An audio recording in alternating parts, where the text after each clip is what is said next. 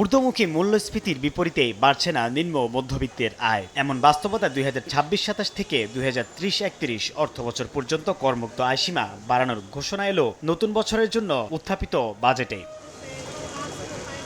বর্তমানে 3,50,000 টাকার করমুক্ত আয়সীমা বিদ্যমান, যা 2026-27 অর্থবছরে 25,000 টাকা বাড়িয়ে 3,75,000 টাকা করার পরিকল্পনা সরকারের। যদিও সাধারণের প্রত্যাশা আরও বেশি। ট্যাক্স যেটা বাড়ানো মানে অ্যামাউন্টও বাড়ানো, অর্থাৎ আগে তো 3.5 লাখ থেকে এটা আরও কমসে কম 10 লাখে নিয়ে যাওয়া উচিত। দ্রব্যমূল্য অনেক বেড়ে গেছে, মানুষের জীবনযাত্রার মান অনেক বেড়ে গেছে।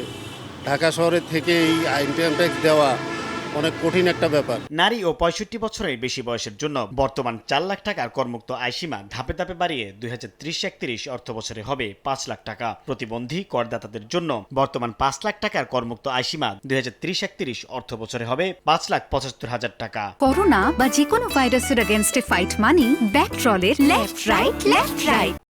এছাড়া গ্যাজেটভুক্ত মুক্তিযোদ্ধাদের বর্তমান 5 লাখ টাকার করমুক্ত আয়সীমা পরবর্তী 5 বছরে করা হয়েছে 6 লাখ টাকা। অর্থনীতিবিদদের দাবি, উচ্চ মূল্যস্ফীতিতে আয় কমার পাশাপাশি বেড়েছে ব্যয়, তাই করমুক্ত আয়সীমার পরিধি বাড়ানো প্রয়োজন। মানুষের কিন্তু প্রকৃত ক্রয় ক্ষমতা অনেক কম পেয়েছে, কাজে সেখানে যদি একটু ট্যাক্স রিলিফ দেওয়া যায়, এই কর সীমাটাকে একটু উপরে উঠিয়ে, এটা অবশ্যই একটা ভালো একটা, আমি বলবো যে উদ্যোগ।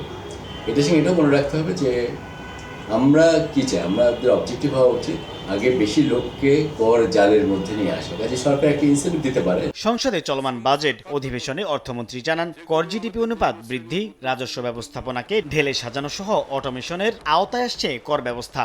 এ সময় অর্থমন্ত্রী আরও জানান, বছরের প্রথম প্রান্তিকে রিটার্ন জমা দিলে পরিশোধিত করের 5% অথবা সর্বোচ্চ 25,000 টাকা পর্যন্ত কর ছাড় পাওয়া যাবে। কর বর্ষ 2026-27 এবং 27-28 3,75,000 টাকা, 28-29, 29-30 4 লক্ষ টাকা, 30-31 4,50,000, এগুলো বাড়িয়ে দেওয়া হয়েছে ভবিষ্যতের ইনফ্লেশন ইত্যাদির চেষ্টা করে। আর প্রথমবারের মতো এই তালিকায় যুক্ত হচ্ছেন গ্যাজেটভুক্ত চুলাই যোদ্ধারা।